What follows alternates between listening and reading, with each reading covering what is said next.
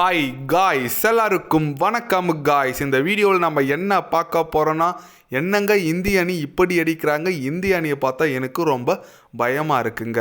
At least இந்த செமிஃபைனலில் final ஆச்சு இங்கிலாந்து அணி இந்திய அணி கூட மோதக்கூடாது. நான் கடவுள்கிட்ட வேண்டிக்கிறேன். உண்மையாக உலகில் மிக மிக ஆபத்தான அணி இந்தியா தாங்க அப்படின்னு சொல்லிட்டு நெதர்லாந்து அணி எதிராக இந்திய அணி பார்த்தீங்கன்னா 17 ரன் வித்தியாசத்தில் அபார வெற்றி பெற்றிருக்காங்க.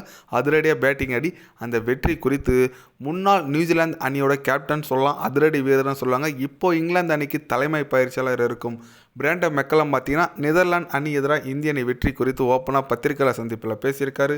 அவர் என்ன பேசினார், ஏது பேசினார் சொல்லிட்டு வீடியோவில் டீட்டெயில்டாக பார்க்கலாம்.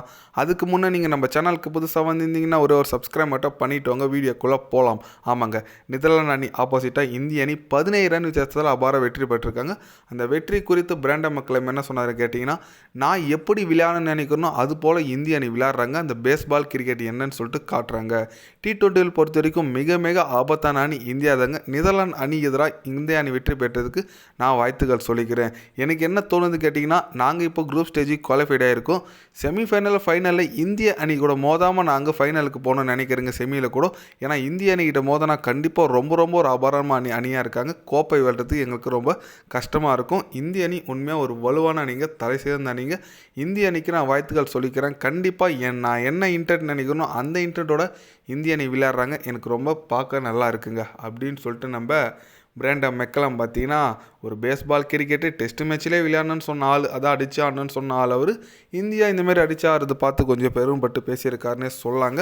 கரெக்டுங்க. ஆனால் இந்திய அணி உண்மையாக நல்ல பேட்டிங்கு. 193 ரன் அடித்தாங்க. நம்ம நெதர்லாந்து அணி பார்த்தீங்கன்னா வெறும் 176 ரன் தான் அடித்தாங்க. 17 ரன் வித்தியாசத்தில் சூப்பராக வெற்றி பெற்றிருக்காங்க. ஆனால் அபிஷேக் சர்மா நிலைமை தான் என்னன்னே தெரில. தலைமை தொடர்ந்து 3 டக் அவுட் ஆகிட்டுருக்காரு.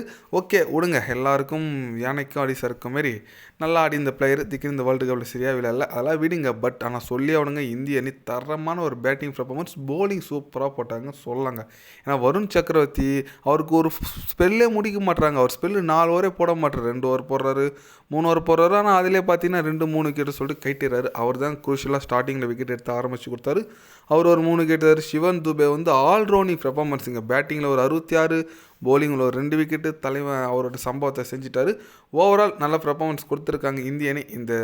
இந்த குரூப் ஸ்டேஜ் பார்த்தீங்கன்னா 4-0ன்னு சொல்லிட்டு ஜெயிச்சு இப்போது முன்னிலையில் போயிருக்காங்க. அடுத்து குரூப் ஸ்டேஜ் சூப்பர் 8 சுற்றுக்கு போகிறாங்க. குரூப் ஸ்டேஜ் தாண்டி கண்டிப்பாக அந்த குரூப்பில் யாருன்னு கேட்டிங்கன்னா, ஒன்று நம்ம எப்படி சொல்லுது, ரொம்ப நாள் எதிர்பார்த்துட்டு இருந்த சவுத் ஆஃப்ரிக்கா அணி இருக்குது, வெஸ்ட் இண்டீஸ் அணி இருக்குது, அப்புறம் ஜிம்பாபே இருக்குது. அதாவது Australia out of the tournament, அதுக்கு பதில் ஜிம்பாபே வந்திருக்காங்க.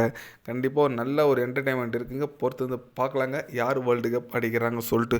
நீங்கள் சொல்லுங்கள், நெதர்லாந்து அணி எதிராக இந்திய அணி வெற்றி குறித்து உங்களோட கருத்துக்கள் என்னன்னு சொல்லிட்டு மறக்காமல் கமெண்ட்டில் கொஞ்சம் சொல்லுங்கள். இது போன்ற ஸ்போர்ட்ஸ் நியூஸை தெரிஞ்சுக்கணுன்னா சேனலை சப்ஸ்கிரைப் லைக்கோட படிக்கிங்க. கண்டிப்பாக day by day channel update வரும். மறக்காமல் சப்ஸ்கிரைப் மட்டும் கொஞ்சம் பண்ணி வச்சுக்கோங்க. நன்றி, வணக்கம்.